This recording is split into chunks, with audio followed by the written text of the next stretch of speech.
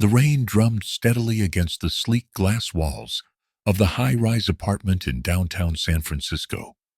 James Preston sat alone in his penthouse, the world outside shimmering in streaks of gold and silver as city lights blurred through the storm. The modern furniture, the towering bookshelves, and the grand piano in the corner all screamed of a life well lived, or so it seemed. But James wasn't at ease. His tie hung loose around his neck, and the untouched glass of bourbon on the marble table beside him told the story of a man who had everything, yet nothing. The muted sound of his assistant's voice filtered through the speakerphone. "Mr. Preston, the investors are expecting you on the call. Shall I patch you in?" James closed his eyes, his fingers pressing against his temple. He was 32, wildly successful, and the CEO of one of the most promising tech startups on the West Coast. Yet, at that moment, the thought of another meeting, another pitch, another faceless crowd demanding results was unbearable. "No," he said finally. "Reschedule. I'm stepping out." "But Mr. Preston—" "Just do it, Emma." He ended the call before she could protest. Grabbing his keys from the countertop, he left the penthouse and descended to the underground parking lot. His black electric sports car purred to life as he pulled out, the rain cascading down its sleek surface. For the first time in weeks, James drove aimlessly, escaping the suffocating confines of his carefully curated life. The city felt alive in the storm. Neon signs flickered, casting vibrant hues onto wet sidewalks. Pedestrians hurried under umbrellas, their shadows stretching long in the shimmering puddles. James's thoughts churned as he drove, about his late father, who had built a life of hard work and principles, about the vast wealth James now wielded, which felt hollow without purpose. His car eventually rolled to a stop in an unfamiliar part of the city. The neighborhood was a far cry from the gleaming skyscrapers and upscale cafes he frequented. Here, buildings leaned with age, graffiti decorated every available surface, and the scent of damp asphalt mixed with something raw and unfiltered. A small coffee shop stood at the corner, its interior glowing warmly through rain-speckled windows. James stepped out, the rain immediately soaking through his tailored coat. As he approached the shop, something caught his eye, a figure sitting cross-legged on the sidewalk beneath the awning. She was hunched over a sketchpad, completely absorbed in her work, despite the cold and chaos around her. Her auburn hair hung in damp waves around her face, and her coat was frayed at the edges, offering little protection against the elements. The pencil in her hand moved with purpose, bringing to life something on the paper that James couldn't see yet. He paused. There was something about her, a quiet defiance that didn't match the scene. She wasn't begging for change or holding a sign like many of the homeless he passed by in the city. Instead, she seemed lost in her world, as if the rain and the bustling city were mere background noise. "Hi," James said, stepping closer. The woman looked up sharply, her green eyes piercing even in the dim light. They were tired but sharp, like glass shards catching the faintest glint of light. "What do you want?" she asked, her voice guarded. James hesitated, unsure of what had drawn him to speak to her. "I just saw you drawing. It looks good." Her lips curled into a faint smirk, but it didn't reach her eyes. "Compliments don't buy dinner," she said, turning her attention back to the sketchpad. James felt a flush of embarrassment creep up his neck. Do you need something? Food, maybe?" "Why?" she shot back, her tone blunt. "Feeling guilty or just bored?" The question struck him harder than he expected. Maybe it was both. Maybe he didn't know. "Maybe both," he admitted, his voice quieter. The honesty seemed to catch her off guard, but only for a moment. She shook her head, and returned to her sketch. "Look, I don't need your charity. I've gotten this far without anyone's help."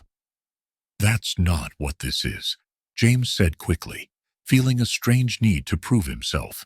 "I just thought—" "Just go," she interrupted, her tone firm. "There's nothing here for you." James lingered, his hands stuffed into the pockets of his coat, as he tried to find the right words. But the rain intensified, and the woman's focus on her sketchpad made it clear she wasn't interested in anything he had to say. Finally, he turned and walked back to his car. But as he drove away, her image stayed with him. Her tangled hair, the determined set of her shoulders, the way she had seemed utterly unbothered by the world around her. For the first time in years, James felt something stir within him. It wasn't guilt, pity, or even curiosity. It was something deeper. That night, James sat in the dark of his penthouse, the city lights blinking through the floor-to-ceiling windows.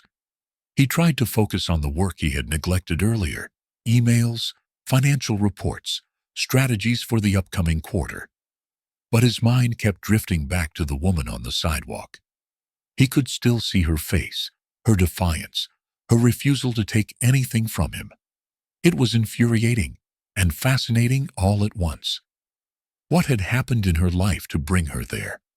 And why did he care? As the clock ticked past midnight, James found himself looking out over the city again. Somewhere out there, she was still in the rain, sketching with that same intensity. He couldn't explain why, but he knew one thing for sure. He had to see her again. James's life of luxury had insulated him from the struggles of the world, but Emma Hayes had shattered that bubble with a single encounter. Little did he know, his next step would set both their lives on a collision course, challenging everything they thought they knew about survival, trust, and the power of connection.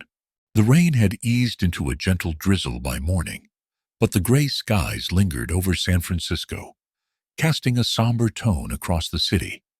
James Preston sat in his office, staring out of the wide glass window that framed the bustling streets below. His assistant, Emma Callahan, placed a stack of reports on his desk, her meticulous professionalism breaking the silence. "Your schedule for today," Emma said, glancing at James's distracted expression. "Should I assume you'll be canceling the investor meeting again?" James didn't respond immediately. His thoughts were miles away, tangled in the memory of the woman from the previous night. Her face, etched with quiet defiance, haunted him. "Move it to tomorrow," he said finally, his voice low. "And cancel my lunch meeting. I have something else to do." Emma's brow furrowed. James rarely, if ever, deviated from his routine. "Is everything all right, Mr. Preston?" "I'm fine, Emma. Just reschedule the meetings," James said, standing abruptly. Without another word, he grabbed his coat and headed for the elevator. The neighborhood he found himself in, the night before, looked even grimmer in the muted daylight. The graffiti-streaked walls and sagging rooftops seemed to bear the weight of the city's forgotten dreams.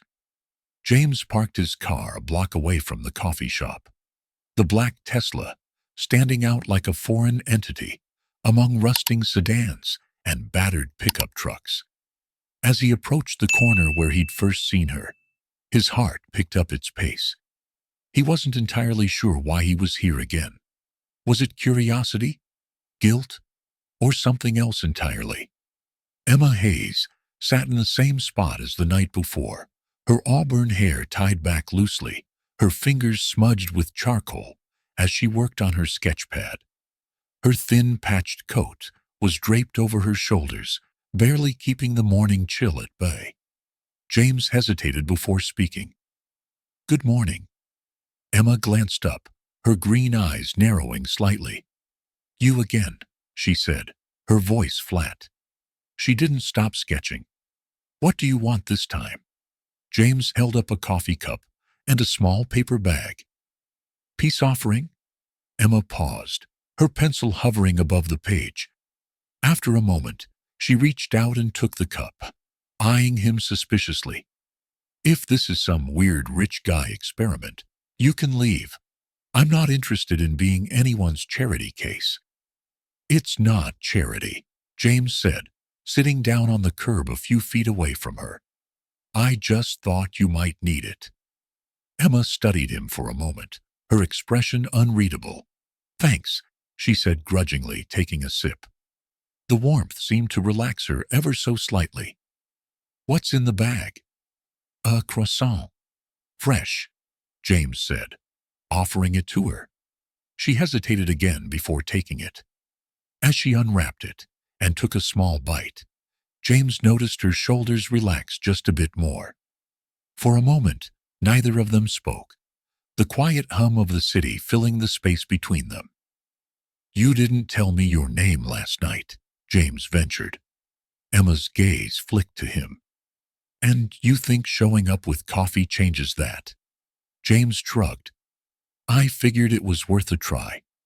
She let out a soft scoff, though it wasn't entirely unkind. Emma, she said finally. Emma Hayes.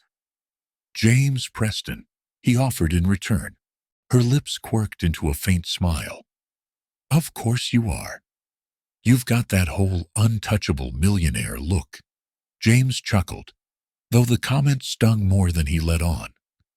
And you've got that whole sarcastic artist thing going. Emma rolled her eyes but didn't argue. She set the croissant aside and picked up her sketch pad, resuming her work as though he weren't there. James watched her, intrigued by the sharp focus in her movements. Her pencil moved across the page with precision, bringing something to life that he couldn't yet see. What are you drawing? He asked. Emma hesitated, then turned the sketch pad slightly so he could see.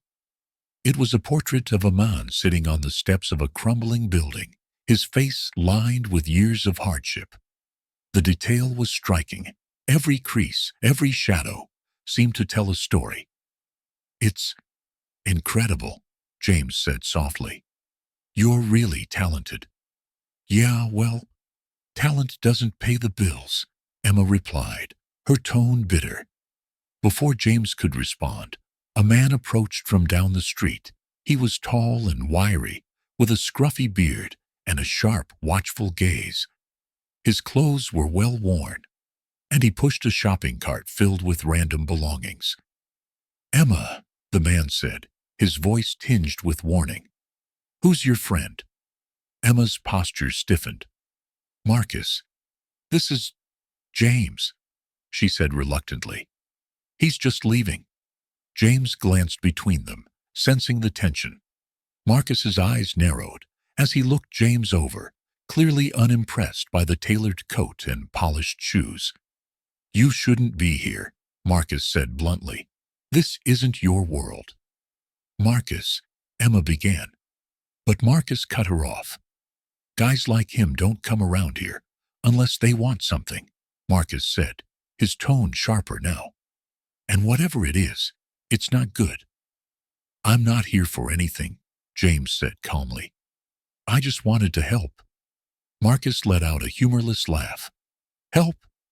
You think showing up with coffee and fancy words is going to fix anything? Marcus, stop, Emma said firmly. He's not doing anything.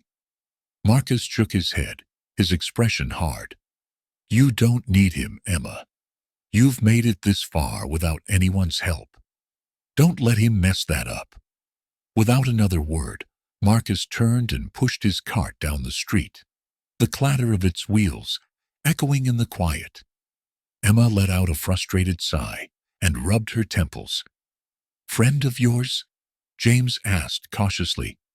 More like a self-appointed guardian, Emma muttered. He means well, but he doesn't trust anyone. And honestly, I don't blame him. James nodded, unsure of what to say. The encounter had left a strange weight in the air. He stood, brushing off his coat. I should go, but if you need anything, I won't, Emma said quickly, cutting him off. Then, after a pause, she added, "But thanks." For the coffee, James nodded and walked back to his car. As he drove away, the image of Emma, defiant, guarded, and quietly resilient, stayed with him. That evening, James sat at his desk, the untouched reports from earlier still sitting in a neat stack. His thoughts refused to settle. Emma's world was a stark contrast to his own, a world of luxury, excess, and opportunities he often took for granted. For the first time in years, James felt compelled to act on something beyond his professional ambitions. Emma Hayes wasn't just a fleeting curiosity. She was a reminder of everything he'd been avoiding, the cracks in his carefully constructed life. Somehow, he knew this was only the beginning. James had always believed his life was complete, but Emma's presence had awakened something in him, a desire to step out of his gilded cage and face the reality beyond. Little did he know, his decision to return to her world would set off a chain of events that would test them both in ways neither could predict. The early morning sun bathed San Francisco in a pale golden hue, but the neighborhood James Preston found himself in once again remained shrouded in a different kind of gloom. The streets were alive with the muted bustle of urban survival. Vendors setting up stalls, children running barefoot, and the occasional distant sound of a car horn. This was not the world James had grown accustomed to, but it was rapidly becoming a part of his life. Emma Hayes was back in her usual spot, hunched over her sketch pad, her auburn hair catching the morning light. Today, she seemed even more engrossed, her pencil darting across the paper with quick, determined strokes. James watched her from across the street for a moment, before crossing, coffee and a fresh bagel in hand. "Morning," he greeted, placing the cup and bag on the curb beside her. Emma glanced up, her piercing green eyes narrowing slightly. "You again? What is this? Day 3 of Project Save the Homeless Girl." James chuckled, unfazed by her sharp tone. "More like Day 3 of Project Bring Coffee to the Talented Artist." Emma smirked, despite herself, but quickly masked it with a shrug. "I told you, I'm fine without help." "I know," James said, sitting a few feet away from her on the curb. "But humor me." Emma didn't immediately respond, but she picked up the coffee, holding it in both hands for warmth. For a moment, the only sound was the scratching of her pencil and the distant chatter of the street. James leaned slightly to catch a glimpse of her sketchpad. "You're really good, you know," he said, his voice genuine. Emma tilted the pad slightly, revealing a hauntingly detailed scene of a man sleeping on a park bench, surrounded by the stark shadows of a city that seemed to loom over him. The details were raw, almost too vivid, capturing not just the scene, but the emotion of it, the isolation, the quiet resilience. James was silent for a moment. "That's powerful." Emma studied his face, searching for any sign of pity or condescension. When she found none, she relaxed slightly. "It's just what I see." Their quiet exchange was interrupted by the familiar clatter of a shopping cart. Marcus appeared at the corner, his wiry frame and sharp eyes unmistakable. He approached with an air of wariness, his gaze flicking between Emma and James. "Still hanging around, huh?" Marcus said, addressing James with a mix of suspicion and disdain. James met his gaze evenly. "Just here for the coffee and conversation." "Sure you are," Marcus replied, his voice dripping with skepticism. He turned to Emma. "Don't let your guard down, Hayes. Guys like him don't stick around for long." Emma rolled her eyes but didn't argue. "Thanks for the reminder, Marcus."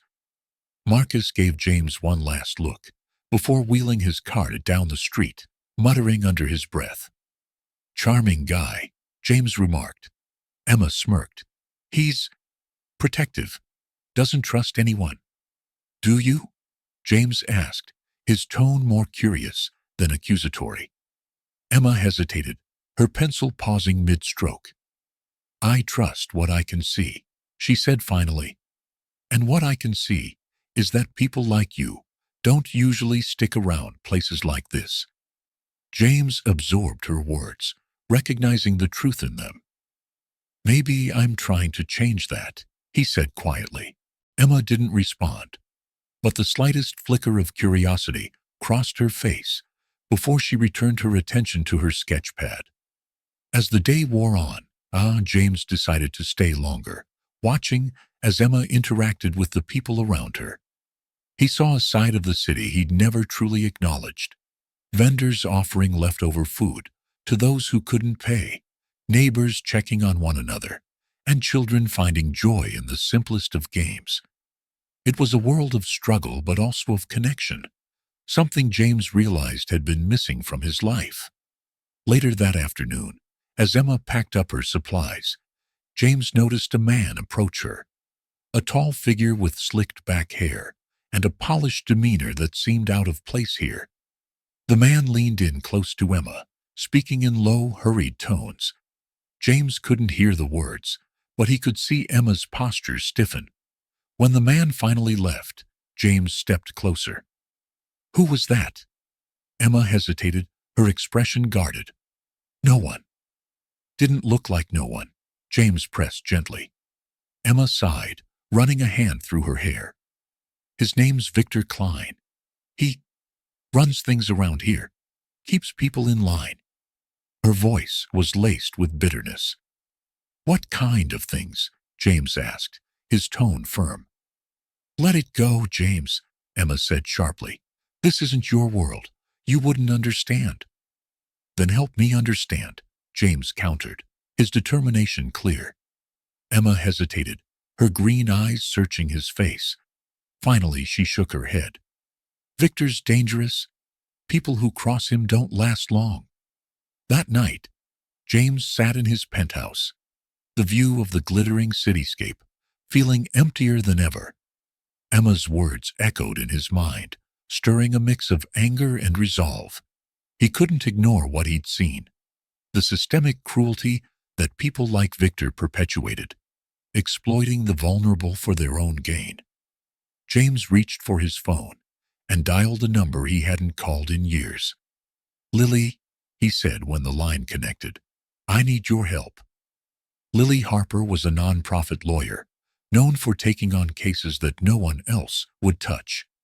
When she arrived at James's office the next morning, she wasted no time getting to the point. "You're serious about this?"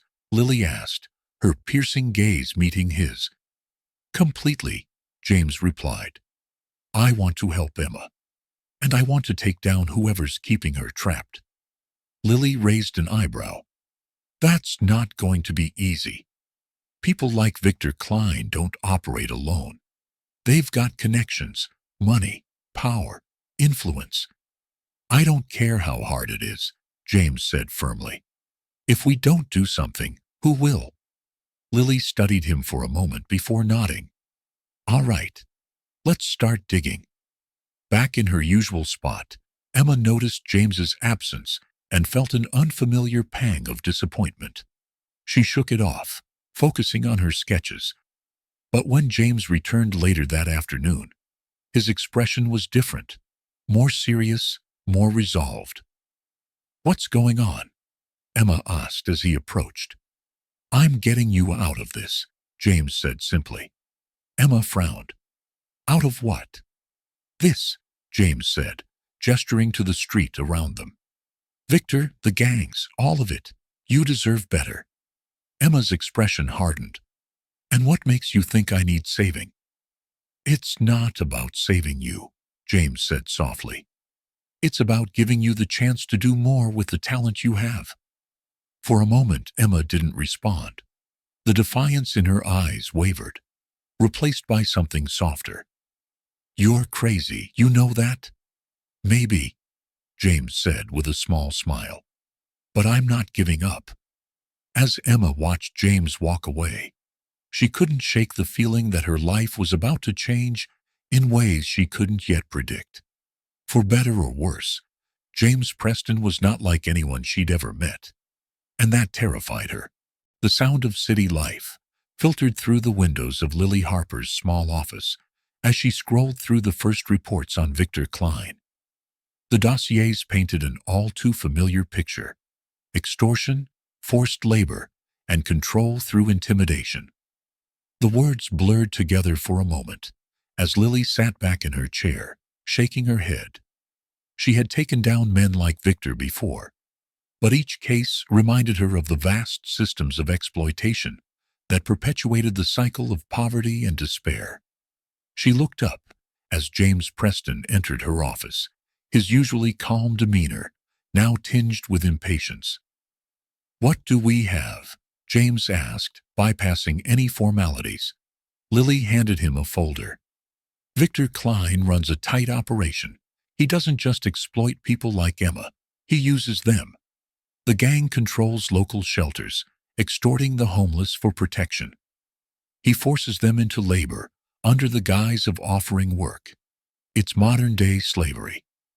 James flipped through the pages, his jaw tightening as the depth of Victor's operations became clear. How has this gone on for so long, without anyone stopping it? Because people like Victor know how to stay just below the radar, Lily explained. The system isn't built to protect people like Emma. It's built to ignore them. Meanwhile, across town, Emma was sketching in her usual spot. Despite her growing interactions with James, she hadn't shared her full reality with him, partly out of pride, but mostly out of fear. She knew Victor's reach extended far beyond the streets. Still, the faint glimmer of hope that James's persistence had sparked was enough to keep her grounded. Her thoughts were interrupted when Marcus appeared, his face pale, and his usual swagger replaced with nervous energy. "Emma," he said, his voice low, "we've got a problem." "What now?" Emma asked, sensing trouble before Marcus even spoke. "It's Victor," Marcus muttered, glancing over his shoulder as if expecting someone to be listening. "He's heard about you spending time with that guy. The rich one.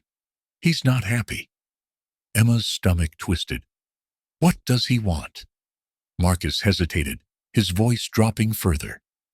"He's sending a message. You know what that means." Later that evening, as Emma packed up her supplies, James arrived. He immediately noticed the tension in her posture and the way her eyes darted nervously down the street. "What's wrong?" he asked. Emma shook her head. "You need to stop coming here, James." "What?" James frowned. "Why?" "Because Victor knows," Emma said sharply, her voice trembling. "And when Victor knows, people get hurt." James stepped closer, lowering his voice. "I'm not afraid of Victor." "Well, you should be," Emma snapped. "You don't understand how dangerous he is." "Then help me understand," James countered, his tone firm but calm. "Let me help you, Emma." Emma shook her head, stepping back. "This isn't your fight, James." "Maybe it's not," James admitted, his voice softening. "But I'm making it mine." The confrontation was interrupted by the sound of screeching tires. A black SUV pulled up, and two men stepped out, their eyes cold and their movements deliberate. Emma froze, her hand clutching her sketchpad tightly. "Hayes," one of the men called out. "Victor wants a word." Emma's heart pounded as she glanced at James. "Stay out of this," she whispered, before stepping forward.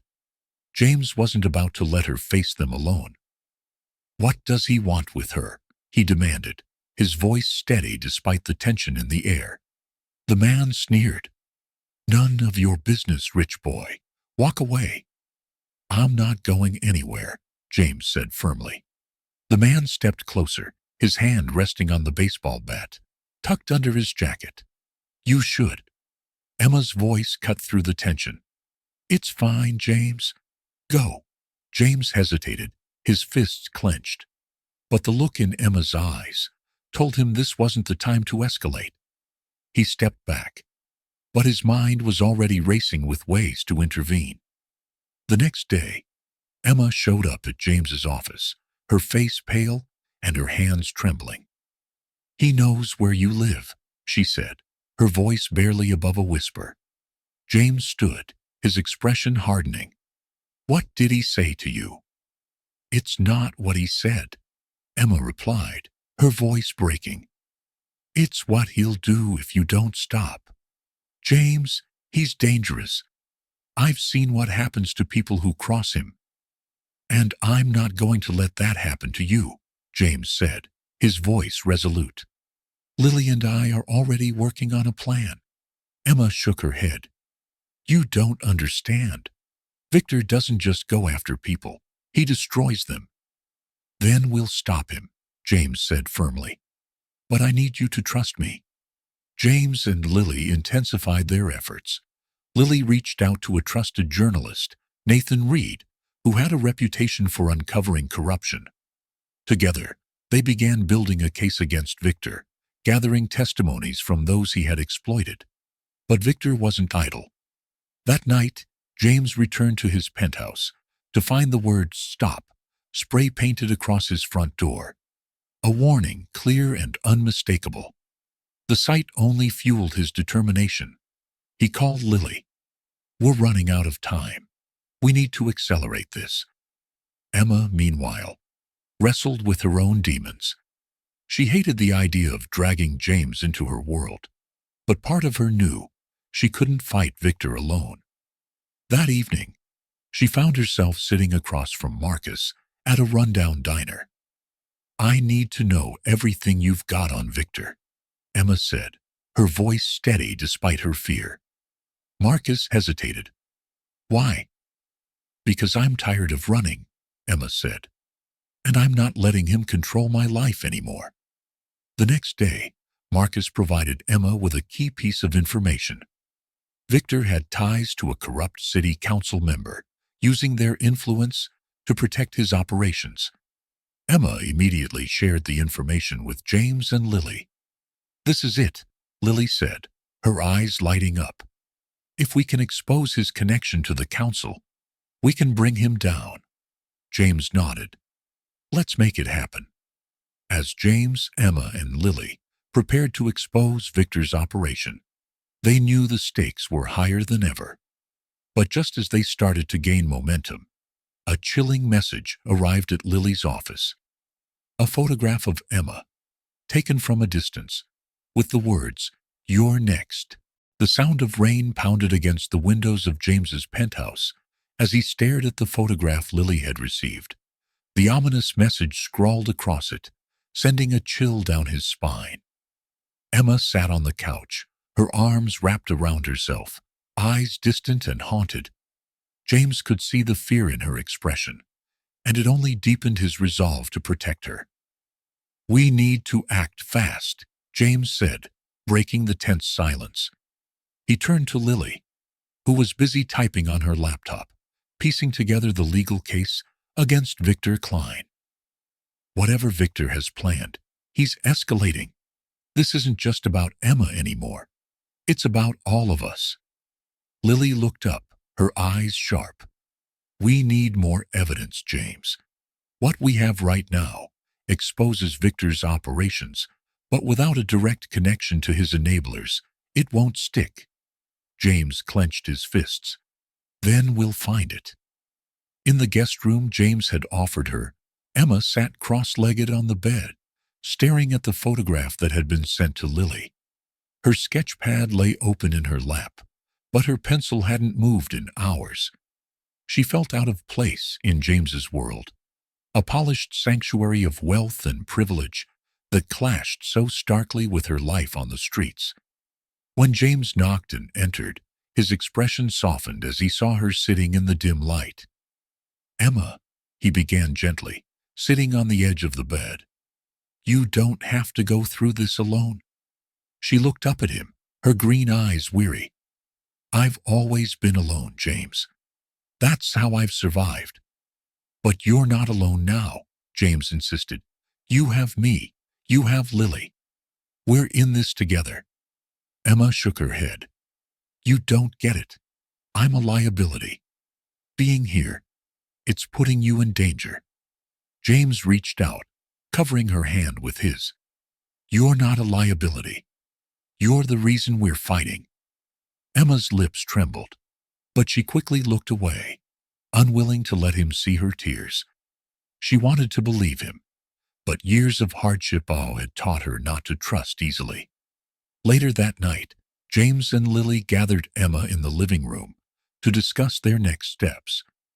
Emma was hesitant, her arms crossed protectively, as she stood near the window, keeping her distance. We need you to stay here where it's safe, Lily said firmly. Victor knows where you are, and he'll use any chance he gets to intimidate you. Emma scoffed. And what happens when he comes after you? Or James? I can't just sit here and let him destroy everything. James stepped forward. That's why we need to work together. If you're willing, we want your help. Emma blinked in surprise. You want my help? Lily nodded. You know Victor's operations better than anyone. You can give us insight into how he operates, who he targets, and how we can build a stronger case.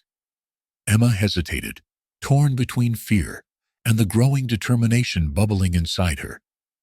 If I do this, I need to know you're not just doing this for yourselves. James smiled faintly. We're doing this for you, Emma, and for everyone Victor has hurt. The fragile alliance was put to the test just a day later. James arrived at his office to find it in chaos. Graffiti scrawled across the walls, files ransacked, and a clear message left in bold letters. Stop digging.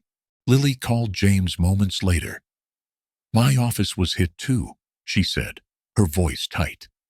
Victor's not hiding anymore. He's trying to scare us.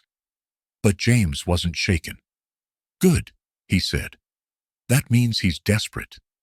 Emma, however, was visibly shaken when she learned of the attacks. She paced the length of the penthouse, her nerves frayed. He's not going to stop, she said, her voice rising. He'll keep coming until he gets what he wants. And what he wants, James said calmly, is for us to back down. But we're not going to. Emma stopped, staring at him. Why? Why do you care so much? You don't even know me. James stepped closer, his gaze steady. I care because you matter, Emma, and because people like Victor don't get to win. As the days passed, Emma found herself slowly letting her guard down. James's unwavering support and Lily's sharp determination made her feel something she hadn't felt in years, hope. One evening, James found Emma sketching in the penthouse's sunroom. He watched quietly for a moment before stepping closer. Can I see? He asked. Emma hesitated before handing him the sketchpad. The drawing was a vivid portrayal of life on the streets. A makeshift shelter beneath an overpass, a woman huddling with her child, and a lone figure standing defiantly against the darkness. This is incredible, James said softly. You've captured something raw, something real. Emma shrugged, her cheeks flushing. It's just what I see. It's more than that, James said. It's your voice, and it deserves to be heard. While James and Emma grew closer, Lily made a breakthrough in her investigation. She uncovered a series of bank transactions linking Victor's operations to a corrupt city council member, Robert Steele. The evidence pointed to Steele funneling city funds into Victor's illegal businesses. We've got him, Lily said, slamming the documents onto James's desk. This is the connection we needed. James studied the files, a spark of determination lighting his eyes. Then let's use it. As the team prepared to expose Steele and Victor, a new threat emerged. James received a call late one night, his face darkening as he listened. What is it? Emma asked, sensing his unease. James hung up, his jaw clenched. It's Victor. He's targeting the gallery hosting your exhibition. If we don't stop him, he'll destroy everything. The fight was far from over, and the stakes had never been higher. The gallery hummed with quiet elegance, a stark contrast to the storm brewing outside. Rain splattered against the glass windows, distorting the city lights beyond. Emma stood near the entrance, her hands clutching the sketchpad James had insisted she bring. She was dressed simply, in a navy blue dress James had picked out for her, but she still felt like an imposter among the polished crowd. "Relax," James whispered, as he approached her with a glass of sparkling water. "You belong here," Emma scoffed, her green eyes darting nervously around the room. "Tell that to everyone staring, like I'm the main attraction." "They're not staring," James assured her, although his sharp gaze didn't miss the curious glances directed their way. "And if they are, it's because they're curious about your talent." Emma sighed, shifting her weight uncomfortably. "Talent doesn't mean much when you're still figuring out who you are." James leaned closer, his voice low. "That's the beauty of art. It doesn't demand perfection, just honesty. And your work has plenty of that." The gallery owner, Claire Bennett, an impeccably dressed woman in her 50s, with a sharp eye for art, clinked her glass to draw the room's attention. "Thank you all for joining us tonight," Claire began, her voice smooth and commanding. "This evening, we're celebrating not just the beauty of art, but the resilience of the human spirit." She gestured toward the largest wall in the gallery, now adorned with Emma's sketches. Each piece depicted moments of struggle and survival. A mother cradling her child in the cold, a man sharing a loaf of bread with a stray dog, and a young girl sitting under a flickering street lamp, lost in her sketchbook. A murmur rippled through the crowd as they approached the wall, their expressions shifting from polite curiosity to genuine awe. "These are incredible," a middle-aged man in a tailored suit whispered to his companion. "Raw, honest." Claire continued, "The artist behind these works is someone whose story deserves to be told. Emma Hayes, would you step forward?" Emma froze, her pulse racing. She shot James a panicked look, but he gently nudged her forward. "You've got this," he said softly. As Emma approached Claire, the atmosphere in the room shifted. From the corner of her eye, Emma spotted a group of men entering the gallery. Victor's men. Their presence was like a dark cloud descending over the event. One of them, a wiry man with a scar running down his cheek, locked eyes with Emma and smirked. James noticed them too. His jaw tightened, and he discreetly signaled Lily, who was standing near the bar. Lily immediately understood, her lawyer instincts kicking in as she reached for her phone to alert security. "Emma," Claire said, smiling warmly, "your work has captured the essence of humanity's strength and vulnerability. Would you like to say a few words?" Emma hesitated, her heart pounding. She glanced at James, who nodded encouragingly, and then at the crowd, whose faces were a blur of anticipations and judgment. She began, her voice faltering. "I'm not used to being in places like this. Most of my life has been spent on the other side of these walls, on the streets." A hush fell over the room. Even Victor's men paused, their smirks fading as Emma's words cut through the air. "These sketches," she continued, her voice steadier now, "are a reflection of the people I've met and the lives I've seen. They're stories of survival, of finding beauty in the ugliest circumstances." The crowd erupted into applause, but the moment was short-lived. The wiry man stepped forward, his voice cutting through the clapping. "Survival, huh?" he sneered. "Funny coming from someone who abandoned the streets the second she found a rich savior." Gasps echoed through the room as all eyes turned to him. Emma's cheeks burned with humiliation, but before she could respond, James stepped forward. That's enough, he said coldly, his commanding presence silencing the room. You're trespassing. Leave now. The man smirked, but didn't move. What are you gonna do, millionaire? Call the cops? We both know they won't show up for people like us. Security finally arrived, escorting the men out. But the damage was done. Emma felt the weight of every gaze on her, each one filled with questions and doubts. Lily approached her, placing a reassuring hand on her shoulder. Don't let them get to you. That's exactly what they wanted. Emma shook her head, tears welling in her eyes. They don't have to get to me. The truth already did. James reached for her hand, but she pulled away. I need air, she muttered, slipping out of the gallery and into the rain-soaked streets. James followed Emma outside, finding her sitting on the steps of a nearby building, rain dripping from her hair. She didn't look up as he approached. Emma, he began, his voice gentle. Don't let them take this moment from you. She laughed bitterly. What moment? All I've done is prove them right. I'm just a charity case to these people? That's not true, James said, sitting beside her. Your work moved them. I saw it. Don't let a few voices drown out the truth. Emma finally looked at him, her green eyes filled with doubt. Why do you care so much, James? What's in this for you? James hesitated, caught off guard by the question. Then, with quiet conviction, he said, because I see you, Emma. Not just your past or your struggles. I see the strength in you, the talent, the fire. And I care, because you've reminded me of what matters. Emma stared at him, her defenses slowly crumbling.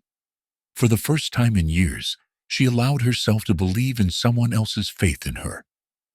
Okay, she said quietly.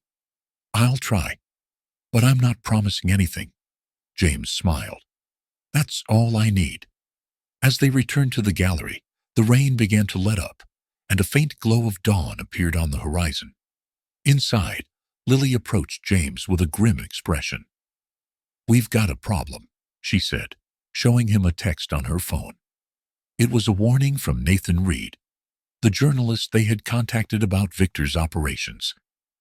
Victor's planning something big, Lily said.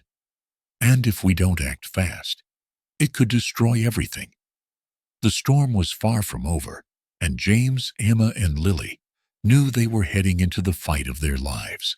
The following morning, Emma awoke to the persistent buzz of her phone. As her vision cleared, the stark headlines on her screen made her stomach churn. Homeless muse or gold digger? The woman behind James Preston's latest scandal. Tech mogul's charity case sparks questions about his judgment. Emma threw her phone aside, burying her face in her hands. The whispers from the gallery had followed her into the world, magnified by the relentless roar of the media. The very thing she feared had come true. Her story was no longer hers. In the dining room, James sat with Lily, scrolling through his own tablet. His jaw tightened as he read the articles. This is an orchestrated attack, Lily said, her voice steady but sharp. Victor's men didn't just show up at the gallery by chance. He's pulling strings, feeding the media this narrative. James exhaled, his frustration evident. We need to counter this before it spirals out of control. Emma entered the room, her expression guarded. And how exactly do we do that? Hold a press conference to tell everyone I'm not a gold digger? James stood, his concern etched in his features. Emma, this isn't your fault. We'll figure this out. Emma crossed her arms. It feels like my fault. All I've done is bring trouble into your life. No, James said firmly. You've brought purpose. Despite James's reassurances, the mounting scrutiny took its toll on Emma. Everywhere she went, she felt the weight of judgment, disguised stares from strangers, whispered comments from neighbors, and the endless stream of online speculation. During an impromptu visit to the art gallery, Claire Bennett tried to console her. "This will blow over," Claire said gently. "Your work is too powerful to be overshadowed by gossip." Emma shook her head. It's not just gossip. They're tearing apart everything I've worked for." As she left the gallery, a group of reporters surrounded her, cameras flashing. "Emma, are you exploiting James Preston's generosity for personal gain?" One shouted. "Is it true you were homeless just weeks ago?" Another chimed in. Emma froze, her breath hitching.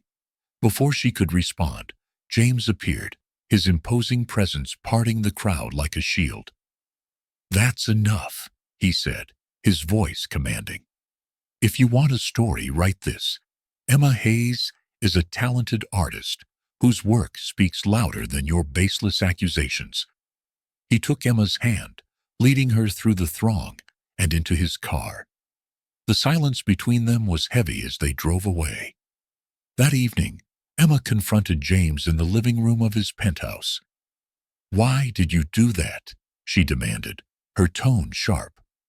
"Do what?" James asked, clearly confused. "Step in. Speak for me. You made it look like I can't fight my own battles." James sighed, running a hand through his hair. "I wasn't trying to undermine you, Emma. I just couldn't stand there and let them tear you down." "But that's exactly what they think," Emma said, her voice rising. "That I need saving, that I'm some damsel in distress you plucked off the streets." James took a step closer, his voice softening. "Emma, I care about you. This isn't about saving you. It's about standing with you." Emma's defenses wavered, but the weight of her insecurities kept her walls firmly in place. "I need space," she said finally, retreating to her room. Meanwhile, Lily continued digging into Victor's network, determined to uncover the truth. Late one night, she called James with an update. "You're not going to like this," Lily said, her tone grim. "Victor isn't working alone. He has connections with a corrupt city council member, Gerald Price. They're funneling funds into illegal operations, and I have proof." James's grip tightened on his phone. "How bad is it?" "Bad," Lily replied. "If we go after them, they'll retaliate. This isn't just about Emma anymore. It's about exposing a system." James leaned against the window, the city lights reflecting in his eyes. "Then we fight." The following day, Emma sat in the courtyard of James's penthouse, staring at her sketchbook. The pages were blank, her inspiration drowned by the chaos surrounding her. A knock at the door startled her. It was Nathan Reed, the investigative journalist Lily had brought into their fold. "I thought you might need this," Nathan said, holding out a newspaper. The front page featured an article titled, "The Art That Speaks for the Unseen," highlighting Emma's work and its impact. "I didn't write the headline," Nathan added with a sheepish grin. "But it's true." Emma hesitated before taking the paper. "Why are you here?" "Because you have a voice," Nathan said simply, "and people need to hear it." His words lingered with Emma long after he left. That night, she picked up her pencil and began to draw. As the media frenzy intensified, Victor's men escalated their intimidation tactics. James's car was vandalized, and threatening messages were sent to both his office and the gallery. "You need to hire more security," Lily insisted during a tense meeting at James's penthouse. "We're already working on it," James said. "But we need to hit back harder." "Victor thrives on fear," Lily said. "If we're going to beat him, we need to show him we're not afraid." Late one night, James received an anonymous email containing a video attachment. The footage showed Victor's men confronting Nathan Reed in a dark alley. The message was clear: back off or face the consequences. James immediately called Nathan, but there was no answer. He turned to Emma, who was sitting nearby, her sketchbook open. "Something's happened," James said, his voice tense. "We need to find Nathan." Emma closed her sketchbook, her expression resolute. "Then, let's go." As they prepared to leave, James's phone buzzed again, with a second email. This time, it was a single sentence. "You don't know who you're dealing with." The storm was no longer on the horizon. It had arrived. The streets of San Francisco were eerily quiet as James and Emma drove through the city, searching for Nathan Reed. The journalist had gone silent hours after sending the threatening video. Emma clutched her phone tightly, her knuckles white. "What if something's happened to him?" she asked, her voice filled with worry. "We'll find him," James assured her, though the tension in his voice betrayed his own fears. He turned the car toward an address Nathan had mentioned during their last meeting, a rundown apartment complex on the city's edge. As they arrived, James's phone buzzed. It was Lily. "I just got word from a contact," she said. "Nathan's been taken to a local clinic. He was found unconscious in an alley." Rushing into the clinic, James and Emma found Nathan lying on a hospital bed, his face bruised and swollen. Despite his injuries, he managed a weak smile when he saw them. "Guess I made someone mad," Nathan joked hoarsely. "Who did this?" James demanded, his fists clenched. Nathan winced as he shifted in bed. "Victor's men. They wanted to know what I'd found. They were very persuasive." Emma stepped closer, her eyes blazing with determination. "Did you tell them?" "No," Nathan said, his voice resolute. "But they know we're getting close. That's why they're panicking." Nathan handed James a USB drive. "Everything I've uncovered so far is on here. Victor's operations, Gerald Price's involvement. It's all there." James stared at the drive, a sense of resolve hardening in his chest. "We're taking this public." Back at James's penthouse, the group convened in the study. Lily spread out documents and maps on the table, while James plugged the USB into his laptop. The evidence was damning. Financial records, emails, and photographs painted a clear picture of Victor's network and its ties to powerful figures in the city. Gerald Price, the corrupt councilman, was not only funding Victor's operations, but also using city resources to cover them up. "This is enough to bring them down," Lily said, her voice steady. "But we need to be strategic. If we release this too soon, they'll find a way to discredit it." James nodded. "We'll leak it to the media, but not all at once. We'll give them just enough to start asking questions. Once the pressure builds, we'll release the rest." Emma hesitated, looking at the map. "What about Victor? If he knows we're behind this, he won't stop coming after us." Lily placed a reassuring hand on her shoulder. "That's why we're not doing this alone. I've contacted the FBI. They're interested in Victor's larger operation, but we need to give them more." As part of the plan, Emma agreed to share her story with the public. It was a risky move, but they believed her voice would lend credibility to the investigation and rally public support. Nathan, despite his injuries, agreed to conduct the interview. They filmed it in a safe house provided by Lily's nonprofit organization. Sitting in front of the camera, Emma took a deep breath. "My name is Emma Hayes," she began. "I've lived on the streets for the past 3 years. I've seen the worst of what this city has to offer: poverty, exploitation, and violence. But I've also seen resilience and hope."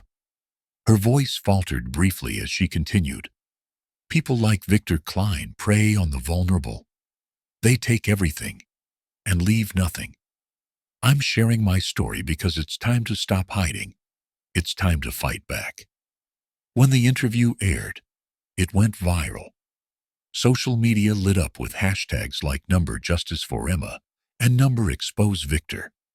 The public outcry was immediate, putting pressure on city officials to respond. As expected, Victor didn't take the exposure lightly. 2 days after the interview aired, James received a call from his head of security. "We've got a problem," the man said. "Victor's men were spotted near the gallery. We've increased patrols, but you should stay vigilant." That night, Emma's phone buzzed with a series of anonymous messages. "You think you're safe? This isn't over. We know where you are." Emma showed the messages to James, her hands shaking. "He's trying to scare us." James wrapped an arm around her. "It won't work. We're not backing down." As the pressure mounted, Lily coordinated with the FBI to set up a sting operation. They planned to lure Victor and Gerald Price into a trap by arranging a fake business deal involving city contracts, a deal Victor couldn't resist. James played a key role, posing as the wealthy investor offering the deal. Emma, despite her fears, insisted on being involved, providing information about Victor's tendencies and contacts. The operation was set to take place during a high-profile charity gala hosted by James. The event provided the perfect cover, ensuring media attention while the FBI moved in behind the scenes. The night of the gala arrived. Emma stood in front of the mirror, adjusting her dress.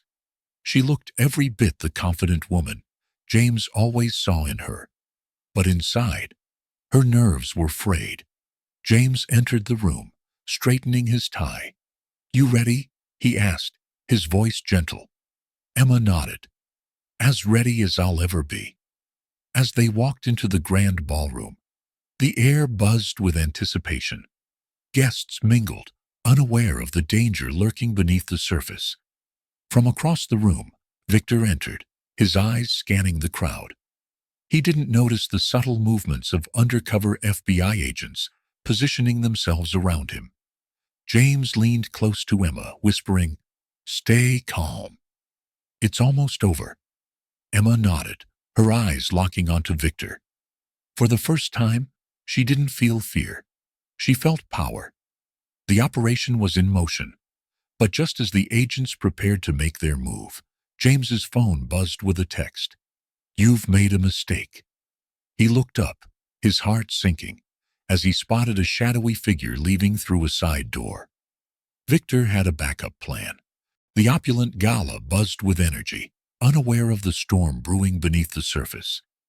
Guests clinked champagne glasses, while photographers captured the evening's grandeur. James stood at the center of the room, his calm demeanor masking the tension knotting his chest. Beside him, Emma was the picture of elegance, but her green eyes betrayed a storm of emotions. "Stay close," James murmured as they mingled. His phone vibrated again, the screen lighting up with another cryptic text. "You won't stop this." Emma glanced at him. "What's wrong?" "Victor's trying to rattle us," James replied, slipping his phone into his pocket. "But we stick to the plan." The room seemed to hush as Victor Klein entered, flanked by 2 associates.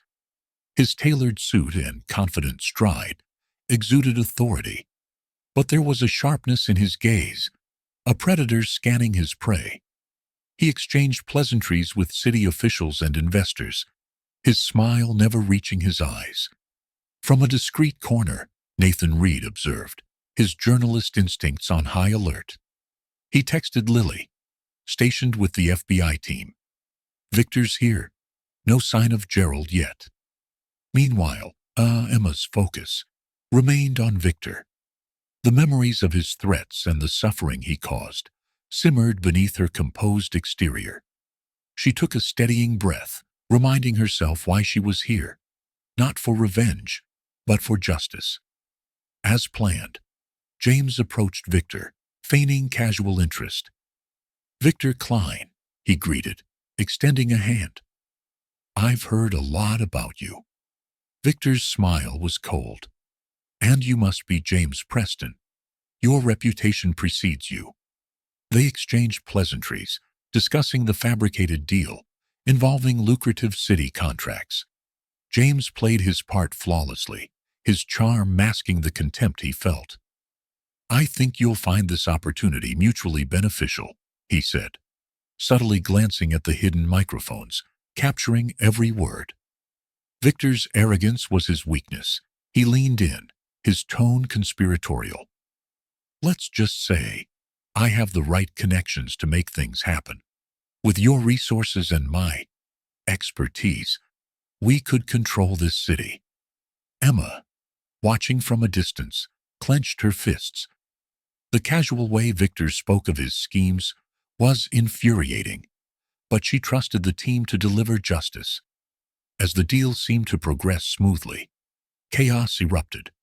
A server stumbled into the room, spilling a tray of glasses. The disruption distracted the agents, and Victor's associate slipped a small device into the handbag of a prominent city councilwoman. Emma noticed the exchange and whispered urgently to James. "Something's not right," she said. "Victor's men planted something." James signaled to Lily, who discreetly relayed the information to the FBI. Tension crackled in the air as agents adjusted their positions, waiting for the opportune moment to act. Unable to shake the feeling that time was running out, Emma decided to act. She approached the councilwoman, her voice steady. "Excuse me, but I think you dropped something." The councilwoman looked confused, but Emma's calm persistence led her to open her bag. The device, a miniature recording device, gleamed under the chandelier lights. Emma's quick thinking had exposed Victor's latest attempt at manipulation. Victor's gaze darkened as he realized what had happened. He motioned to his men, but before they could act, the FBI team closed in. "Victor Klein, you're under arrest," one of the agents announced, flashing his badge. The room froze as guests watched in stunned silence. Victor's composure cracked, and he lashed out. "You think you've won?" he sneered as agents restrained him. "This city runs on power and money, and I have plenty of both." James stepped forward, his voice steady. "Not anymore." As Victor was escorted out, Nathan captured the moment on camera. The images would soon dominate headlines, marking the end of Victor's reign of terror. The following day, Emma stood before a sea of reporters at a press conference. Her hands trembled slightly, but her voice was unwavering. "For years, Victor Klein exploited the vulnerable, preying on those who had no one to fight for them," she began. "But today, we've shown that even the most powerful can be held accountable." She paused, her gaze sweeping the crowd. "This isn't just about one man. It's about the system that allowed him to thrive. It's time for change, and I believe we can make it happen together." The applause was deafening, and Emma felt a sense of catharsis she hadn't thought possible. For the first time, she saw herself not as a victim, but as a force for change. Despite Victor's arrest, his influence lingered. That night, James received a call from Lily. "We have a problem," she said. "Victor's legal team is already working to discredit the evidence. They're claiming entrapment." Emma, overhearing the conversation, felt a pang of frustration. "He's like a cockroach," she muttered. "He won't go down without a fight." James took her hand. "Then we'll keep fighting." The next morning, an envelope was delivered to James's office. Inside was a photograph of Emma, with a red X drawn over her face. The message was clear. Victor still had allies willing to do his bidding.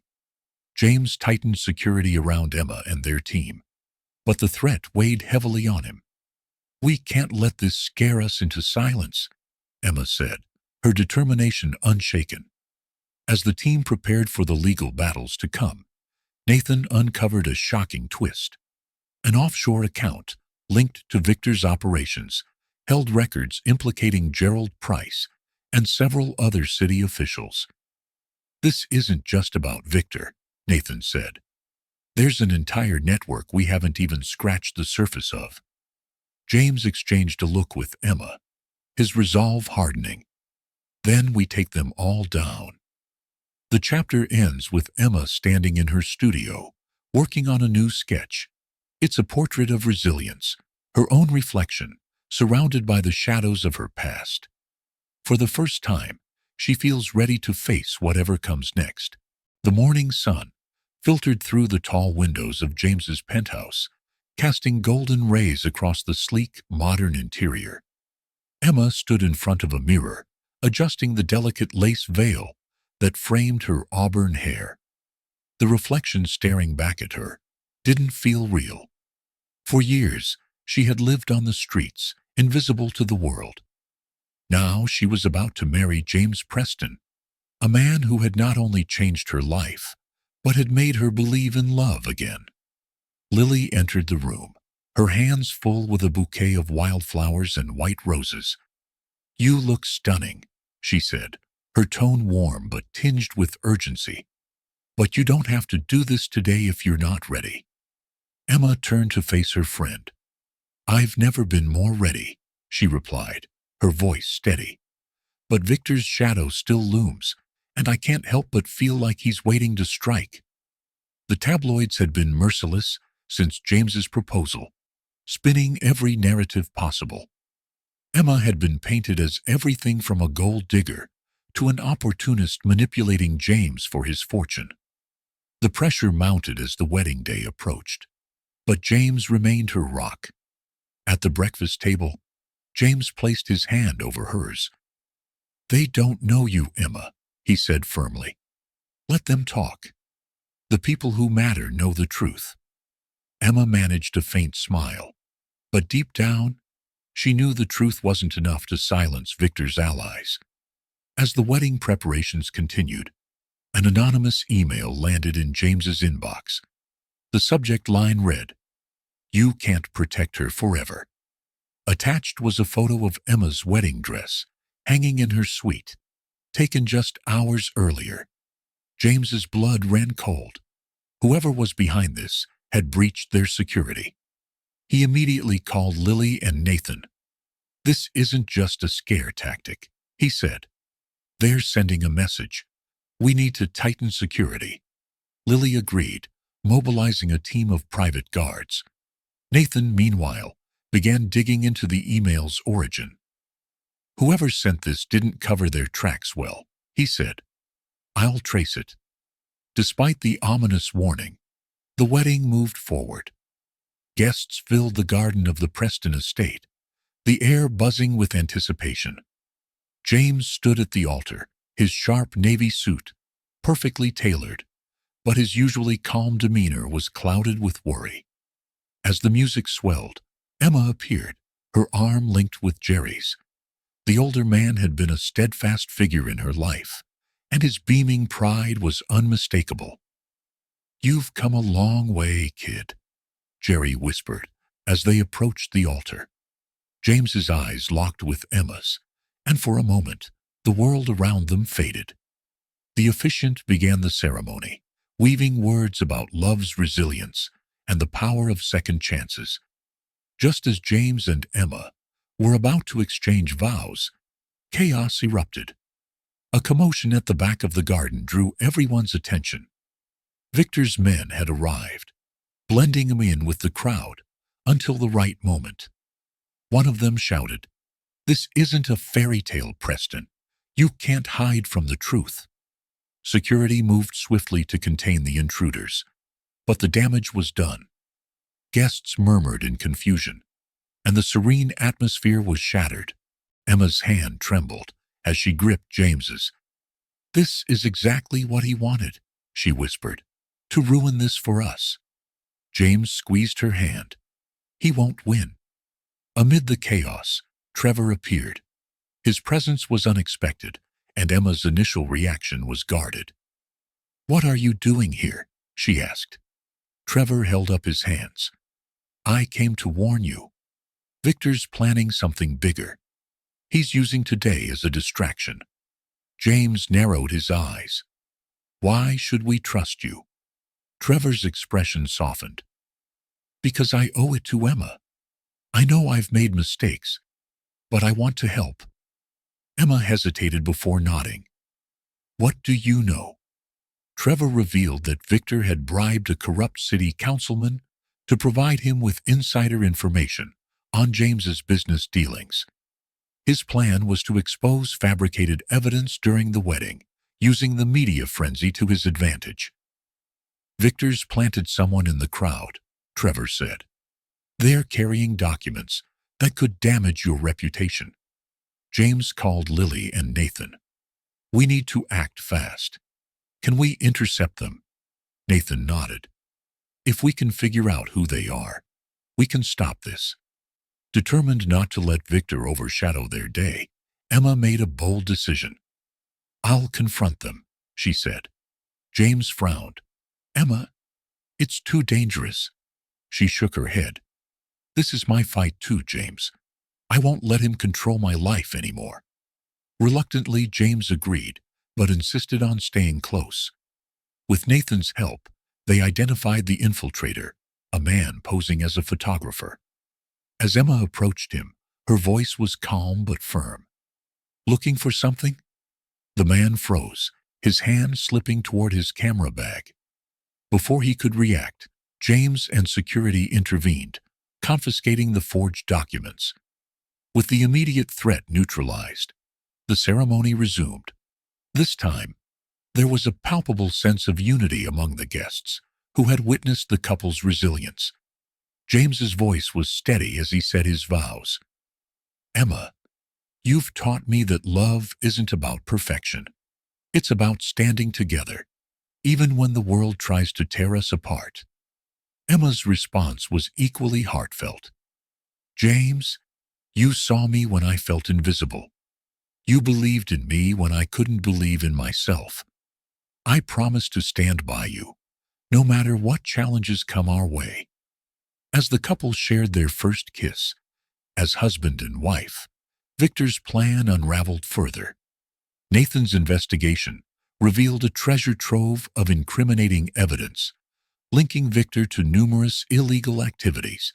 The authorities acted swiftly, and by the end of the night, Victor was in custody. As he was led away, his gaze lingered on James and Emma. This isn't over, he spat. After the festivities, James and Emma retreated to the garden, the soft glow of lanterns illuminating their faces. For the first time in weeks, they felt a sense of peace. Emma leaned against James, her voice soft. Do you think we'll ever truly be free of him? James kissed her forehead. Maybe not. But as long as we're together, we can face anything. They gazed at the night sky, the stars shining brightly above, a reminder that even in the darkest moments, light could always be found. The grand ballroom of the St.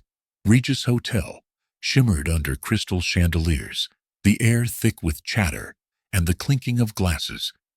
The charity gala, hosted by the Preston Foundation, was the perfect cover for the team's bold plan to expose Victor Klein's criminal network. Emma adjusted her sleek black gown nervously. I can't believe we're actually doing this, she whispered to James as they entered arm in arm.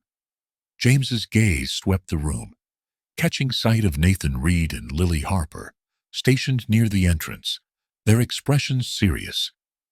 We've prepared for every possible scenario, James reassured her. This ends tonight. The team had orchestrated a meticulous operation. Nathan, disguised as a waiter, carried a hidden recording device to capture Victor's incriminating conversations. Lily coordinated with FBI agents, stationed discreetly around the venue, ready to strike at the right moment. Emma's role was pivotal. Her task was to distract Victor and his accomplices long enough for Nathan to collect evidence. Though she was terrified, she drew strength from James's unwavering support. Victor entered the ballroom, flanked by two menacing bodyguards, his presence commanding immediate attention. His tailored suit and confident demeanor belied the chaos his empire had sown. Emma's heart pounded as she approached him. "Victor," she said, her voice steady despite the fear coursing through her veins. Victor turned, a smirk curling his lips. Emma Hayes, or should I say, the homeless bride turned millionaire's pet. She ignored the jab, her green eyes locking onto his. "Enjoying the gala? It's quite the spectacle." Victor chuckled darkly. "Spectacle is an understatement. But tell me, Emma, do you really think you belong here?" As Emma kept Victor engaged, James discreetly monitored the room. He caught Lily's subtle nod, indicating that Nathan was making progress. The recording device was picking up conversations that tied Victor to money laundering, illegal trafficking, and his dealings with the corrupt councilman. Suddenly, one of Victor's men noticed Nathan's unusual movements. He alerted Victor, who turned his piercing gaze to Emma. "You're stalling," he hissed, his smile fading. "What's going on?" Emma's pulse quickened. "I don't know what you're talking about." Victor grabbed her wrist, his grip firm. "You're playing a dangerous game, little girl." Before Victor could act further, James intervened, his voice firm. "Let her go." The room fell silent as guests turned to watch the confrontation. Victor released Emma, but didn't back down. "You think you've won, Preston. This isn't over."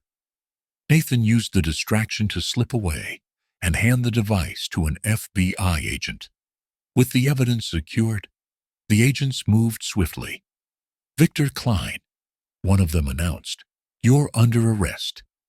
Victor's expression shifted from arrogance to rage as handcuffs clicked around his wrists. "You'll regret this," he spat, his voice filled with venom.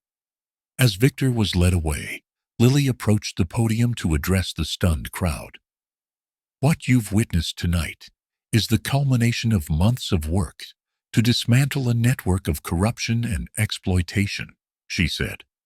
"The Preston Foundation stands against such atrocities, and we will continue to fight for justice." The room erupted in applause, but Emma felt a pang of unease. Victor's words echoed in her mind. This isn't over. After the gala, James, Emma, and the team gathered in a secure location to debrief. Nathan reviewed the recordings, confirming that they had enough evidence to ensure Victor's conviction. Lily placed a hand on Emma's shoulder. "You were incredible tonight. Without your courage, this wouldn't have been possible." Emma managed a small smile. "I just want it to be over." James pulled her into an embrace. "It will be. Victor's empire is crumbling, and he can't hurt you anymore." Unbeknownst to the team, Victor had one last card to play. As he sat in the back of a police car, he made a cryptic phone call. "Activate Plan Omega," he said, his voice cold. "Let's see how they handle this." The next morning, James and Emma woke to news of a data breach targeting James's company. Sensitive information about his business dealings had been leaked, threatening to undo everything they had worked for. "This is his revenge," James muttered, his jaw tight. "He's trying to destroy us from behind bars." Despite the setback, Emma refused to let Victor win. "We've come too far to let him control our lives," she said. "We'll fight this together." Lily and Nathan joined forces to trace the source of the breach, while James worked to reassure his investors. Meanwhile, Emma began drafting a public statement, determined to face the media storm head-on. Amid the chaos, Emma received a call from Claire Bennett, the gallery owner who had championed her artwork. "I want to host another exhibition," Claire said. "Your story has inspired so many, and I think now is the perfect time to remind people of your resilience." Emma hesitated before agreeing. "If my story can help others, then it's worth sharing." As the weeks passed, the team's efforts paid off. The FBI dismantled the remnants of Victor's network, and James's company began to recover.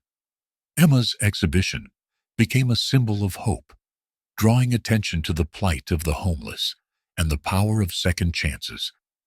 Standing in the gallery on opening night, Emma looked at James and smiled. "We did it," she said. He kissed her forehead. "No, you did it. You're the strongest person I've ever known."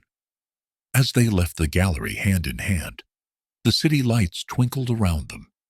For the first time in years, Emma felt a sense of peace. Victor's shadow might linger, but she knew that as long as she had James by her side, they could face whatever challenges lay ahead. "Ready to go home?" James asked, his voice filled with warmth.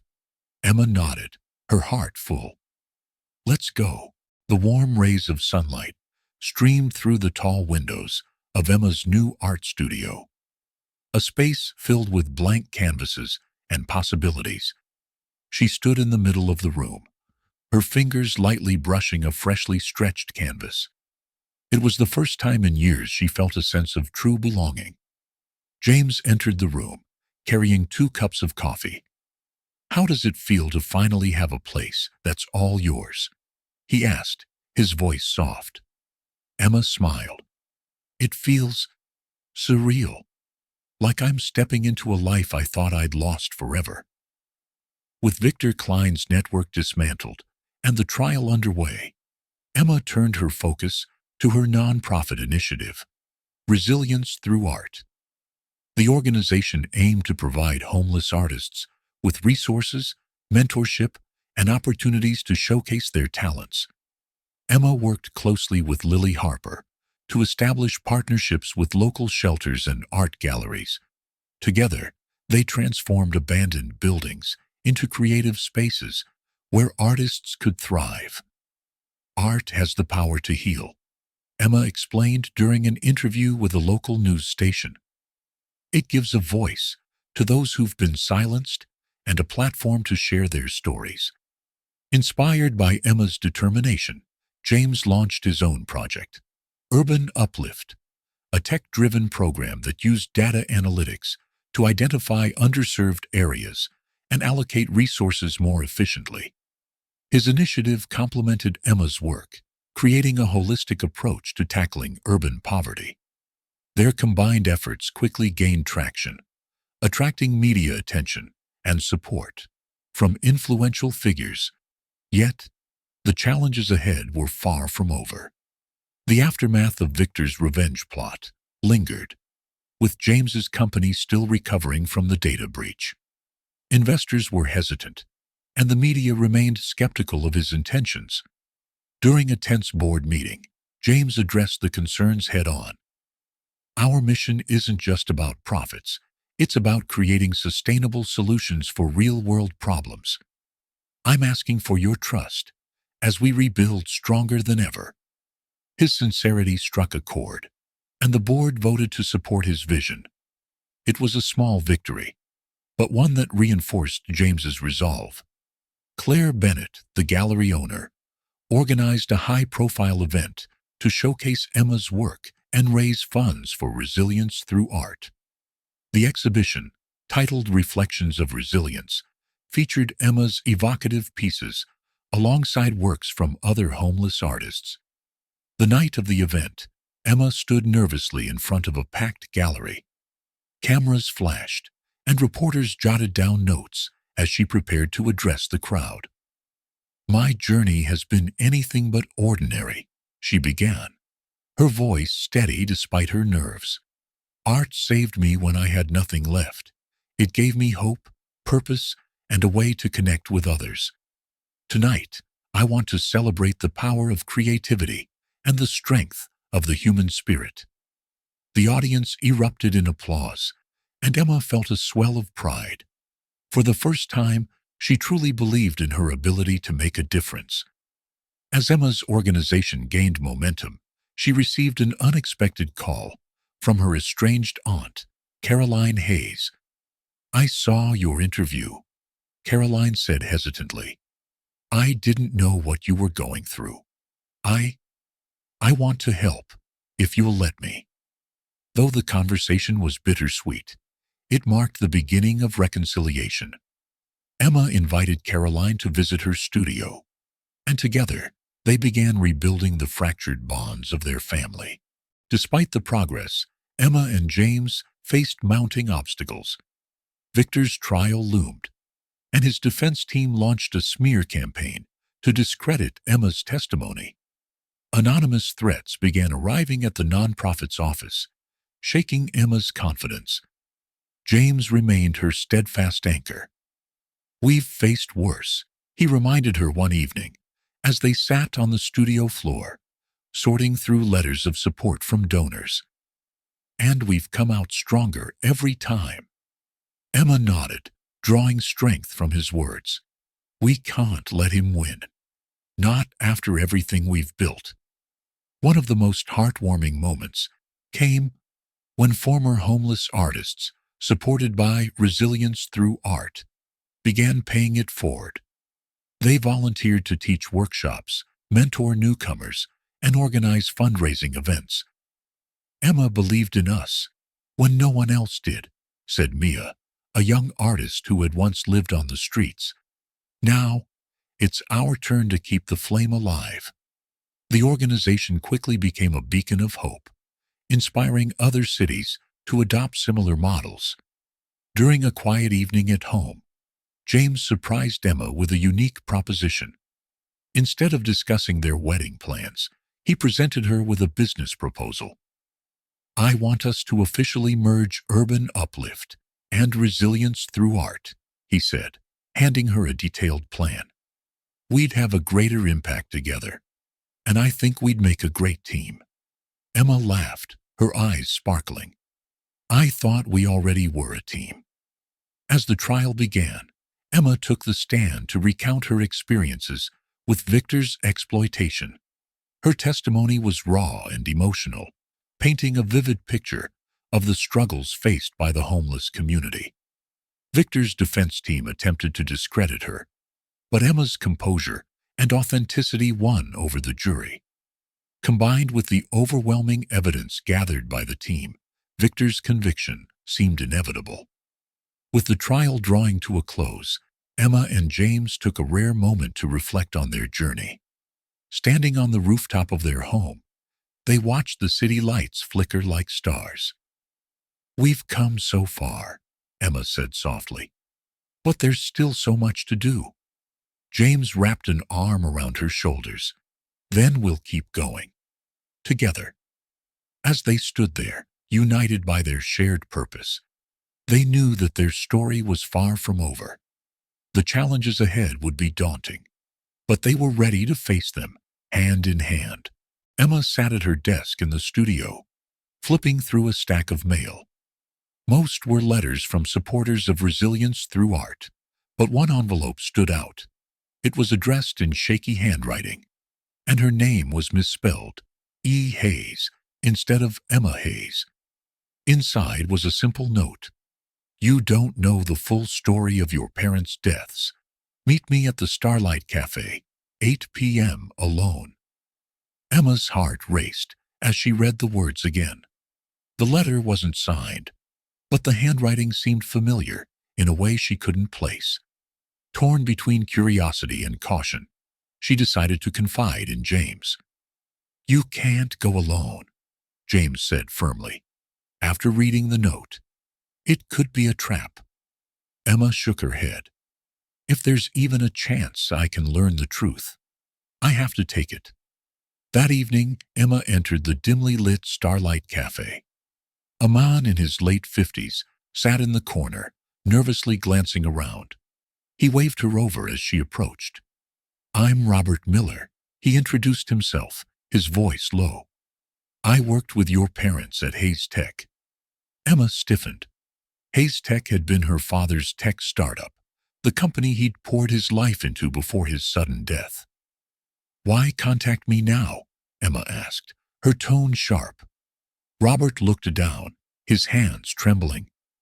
"I didn't have the courage before, but after seeing your nonprofit on the news, I realized I owed you the truth. Your parents didn't just lose their company. They were forced out, and when they tried to fight back, it cost them their lives." Robert revealed a shocking conspiracy.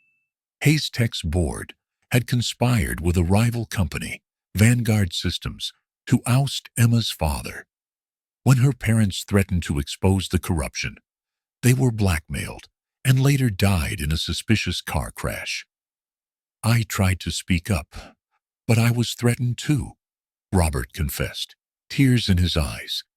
I can't undo what happened, but I can help you find justice. Emma's mind reeled as she processed the information. The pain of losing her parents resurfaced, but now it was mixed with anger and determination. Back at home, Emma shared the revelations with James and Lily. "Are you sure you can trust him?" James asked, pacing the room. "I don't have a choice," Emma replied. "If there's even a shred of truth to his story, I need to find out." The tension between them grew as James voiced his concerns. "You're already juggling so much. Victor's trial, the nonprofit. This could put everything at risk." Emma snapped. "This isn't just about me, James. It's about my parents' legacy. I thought you'd understand." The argument left them both shaken, but Emma refused to back down. Over the next few weeks, Emma worked with Robert to gather evidence. Together, they pieced together old emails, financial records, and meeting notes from Hayes Tech's final days. The evidence pointed to a high-ranking executive at Vanguard Systems, Maxwell Carter, a ruthless businessman known for crushing his competition.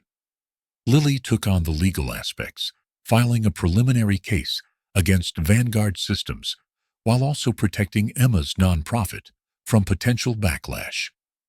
"This won't be easy," Lily warned. "Carter has deep connections, and he'll do everything to discredit us." As Emma delved deeper, strange occurrences began to unfold. Anonymous threats arrived at the nonprofit's office. Her car tires were slashed, and someone broke into the studio. Though nothing was stolen, Robert received a cryptic warning: "Drop this, or you'll regret it." Despite the danger, Emma refused to back down. "I lost everything once," she told James, during a rare moment of calm. "I won't let them take anything more from me." James, initially hesitant, began to see the toll the investigation was taking on Emma. He decided to use his resources to help, hiring a private investigator to dig into Maxwell Carter's dealings. The investigator uncovered a trail of bribery, corporate espionage, and ties to underworld figures, proof that Carter had built his empire on a foundation of corruption. "I'm sorry I doubted you," James admitted one evening. "You were right to pursue this. Let's bring him down together." Emma decided to go public with her story, leveraging the media attention from her nonprofit to shine a light on Hayes Tech's downfall. In a televised interview, she shared her parents' struggles and the new evidence of foul play. "This isn't just about my family," she said. "It's about holding powerful people accountable for their actions." The interview sparked widespread outrage and support, but it also painted a target on Emma's back. Maxwell Carter responded with a lawsuit, accusing Emma of defamation. The legal battle became a media circus, with both sides presenting damning evidence. During a dramatic courtroom scene, Robert testified, his voice trembling but resolute. "I stayed silent for too long," he declared. "Emma's parents deserved better, and so does she." Emma's own testimony was equally powerful, detailing her parents' sacrifices and the devastating impact of their loss. The court ruled in Emma's favor, forcing Carter to pay damages and step down as CEO of Vanguard Systems. Though the battle was far from over, the victory marked a turning point in Emma's journey. Outside the courthouse, Emma addressed a crowd of supporters. "This fight isn't just mine," she said. "It's for everyone who's been silenced, everyone who's been told they don't matter. Together, we can make a difference." That night, Emma and James sat on the rooftop of their home, watching the city lights. "We did it," James said, his arm around her. Emma smiled faintly. It's not over yet, but for the first time, I feel like we're moving forward. As they gazed at the horizon, a shooting star streaked across the sky, a symbol of the hope and resilience that had carried them through the darkest times. The air in the courtroom was tense as Emma Hayes stood at the center of a whirlwind of emotions. The victory against Maxwell Carter had brought her temporary relief, but it also left her contemplating the deeper implications of her fight. She knew the battle for justice wasn't just about the past. It was about shaping a future her parents would be proud of. James stood beside her, his hand resting lightly on her back. "This is only the beginning," he whispered. Emma nodded, her resolve hardening, as the camera flashes lit up the room like lightning. The court ruling against Maxwell Carter sent shockwaves through the corporate world. Newspapers splashed headlines about Emma's triumph, and she became a reluctant public figure. Supporters flooded in. Messages of gratitude and solidarity poured in from individuals who had faced similar injustices. Emma's nonprofit, Resilience Through Art, saw a surge in donations and inquiries from aspiring artists. Corporate fallout. Vanguard Systems faced massive public backlash. Shareholders demanded reform, and investigations into Carter's other dealings began to snowball. Despite the newfound attention, Emma remained grounded, focusing on her nonprofit's mission and the stories of those she sought to help. While Emma's victory was celebrated, whispers of retaliation began to surface. James's private investigator uncovered a series of troubling developments. Former associates of Maxwell Carter were working to undermine Emma's nonprofit by spreading false rumors about its finances. A series of anonymous threats targeted Emma, warning her to step away from her advocacy work. "This isn't over," James said grimly, reviewing the investigator's report. "Carter's allies won't go down without a fight." Emma received an unexpected visit from Claire Bennett, the gallery owner who had once championed her artwork. "Your parents' fight was personal for me too," Claire admitted, her voice tinged with emotion. She revealed that her late husband had worked with Hayes Tech and had been a whistleblower before his untimely death. "I've been waiting for someone brave enough to take on Carter and his cronies," Claire said, sliding a folder across the table. Inside were documents her husband had collected, more pieces of the puzzle that pointed to a larger conspiracy. With Claire's help, Emma and Lily Harper began building a broader case against the network of corruption that had enabled Carter's rise to power. Building the team, Nathan Reed, the investigative journalist, rejoined the fight, determined to dig deeper into the connections between Vanguard Systems and city officials. Expanding the scope, the team discovered that Carter's corruption extended to lobbying efforts that had influenced public policies, exacerbating homelessness and inequality in the city. Emma decided to take a bold step, hosting a public forum to discuss the systemic issues she had uncovered. "If we're going to make real change, we need to involve the community," she declared. The forum was held at the community center Emma's nonprofit had recently renovated. It was a packed event, drawing a diverse crowd of activists, local officials, and residents. Emma's speech. Emma spoke with raw emotion about her parents' legacy and the personal cost of standing up to injustice. "This isn't just my story," she said. "It's our story. And together, we can write a better ending." Testimonies. Claire shared her husband's sacrifices, while Robert Miller offered a heartfelt apology for his past silence. The event was a turning point, galvanizing support and putting pressure on local officials to take action. Emma's growing influence didn't go unnoticed. Carter's former allies launched a smear campaign, accusing her of exploiting her parents' story for personal gain. Media frenzy. Headlines painted Emma as an opportunist, and social media erupted with divided opinions. Emma's response. Rather than shy away, Emma leaned into the controversy. She invited journalists to visit her nonprofit and speak with the people whose lives had been changed by her work. James, ever the strategist, used his tech expertise to counteract the misinformation, launching a campaign called Truth Over Profit that highlighted Emma's journey and the broader fight against corruption. As the pressure mounted, Emma faced a difficult decision: step away from her nonprofit temporarily to focus on the larger fight against systemic corruption. I built resilience through art because I needed a way to heal, Emma said during a heartfelt meeting with her team. Now, it's time to take that fight to a bigger stage. Her team vowed to carry on her vision, ensuring that the nonprofit's mission would continue. The legal battle reached its climax as the evidence collected by Emma, Lily, and Nathan was presented in court.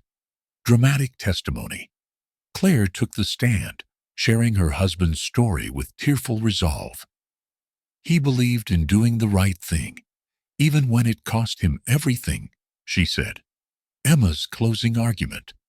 Emma addressed the court with quiet intensity. My parents taught me to stand up for what's right, even when it's hard. They're not here to see this, but I know they'd be proud. The court ruled in favor of Emma's case, paving the way for broader investigations into corporate and political corruption. Outside the courthouse, Emma and James embraced as supporters cheered. It was a bittersweet moment, as the fight had come at great personal cost. Community impact. The ruling spurred citywide reforms, including stricter oversight of corporate lobbying and increased funding for homelessness prevention programs. Emma's reflection. In a quiet moment with James, Emma said, "This isn't just about justice for my parents. It's about making sure no one else has to go through what we did." The chapter ended with a glimpse of the future. Resilience Through Art unveiled a new exhibit featuring Emma's latest work, a series of paintings titled Legacy. As Emma stood before the crowd at the exhibit's opening, she spotted a young artist sketching in the corner, a poignant reminder of how far she'd come and how much work still lay ahead. The final lines hinted at the challenges to come, as Emma resolved to continue her fight for justice and equality, no matter the cost.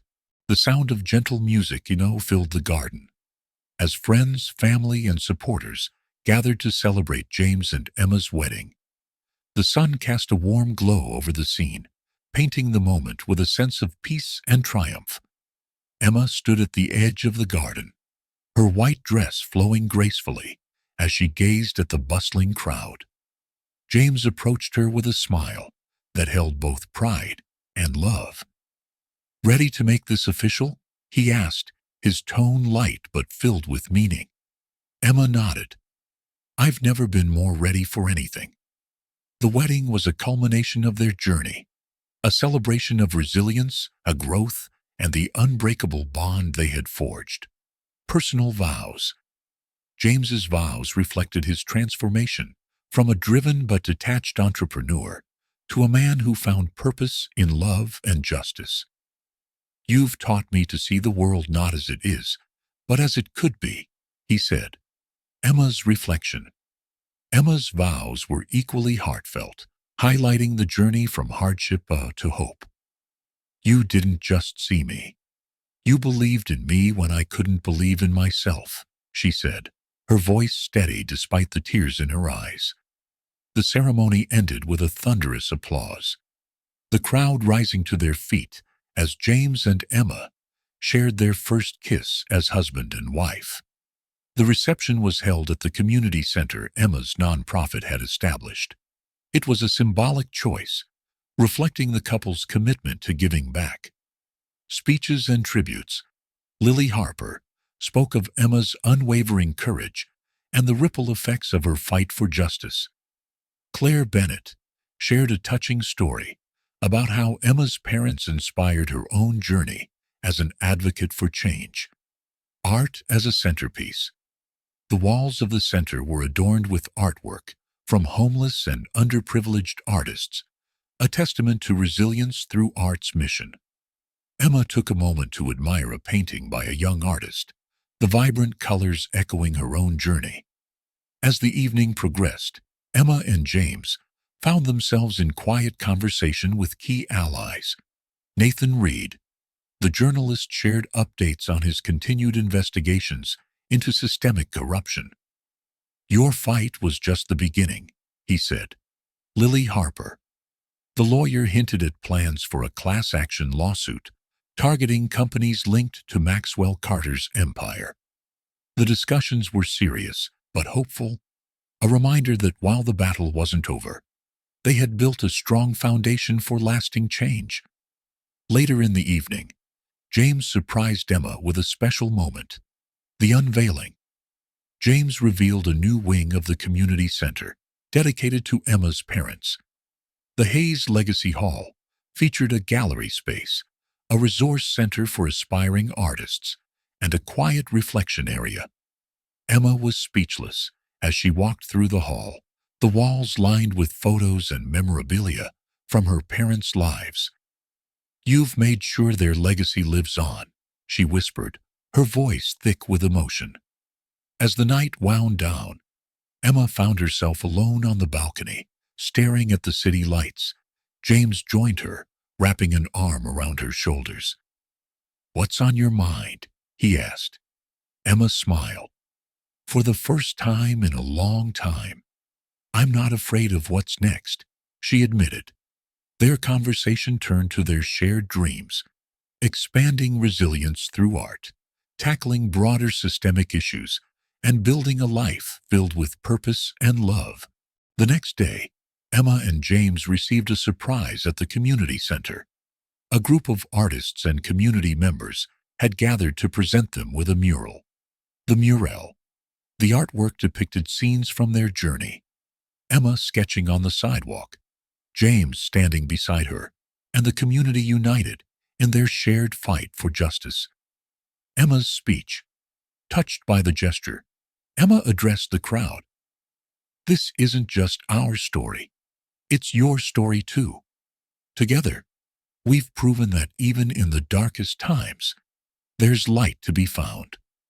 In the final scenes of the chapter, Emma and James embarked on a symbolic journey, returning to the beginning.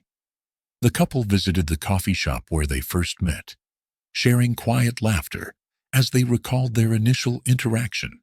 Revisiting the streets, Emma walked through the neighborhood where she once lived, now transformed through community efforts. She stopped to talk with a group of young artists, offering words of encouragement and hope. The chapter ended with a focus on the couple's shared vision: Emma's new project. Emma began work on a book chronicling her journey, blending her art with stories from others who had faced similar struggles. James's tech initiative. James launched a platform to connect nonprofits with resources and volunteers, using his expertise to amplify their impact. As they stood together at the center of the community they had helped transform, the final lines reflected their unwavering commitment. "This is just the beginning," Emma said, her hand entwined with James's. "Together, we'll keep moving forward." And that's the incredible journey of James and Emma, a story of resilience, love, and the power of second chances. But their story is just the beginning. What would you do if you saw someone in need on a rainy night? Do you believe in the power of small acts of kindness to change lives? We'd love to hear your thoughts in the comments below. Your insights, your reflections, or maybe your own story of overcoming challenges. And if you've been inspired by James and Emma's journey, don't forget to hit the subscribe button and turn on notifications. There's so much more to come. Stories of hope, courage, and transformation that will move you, challenge you, and remind you of the good in the world. Stay tuned, because the next story might just touch your heart in ways you never expected. See you in the next chapter.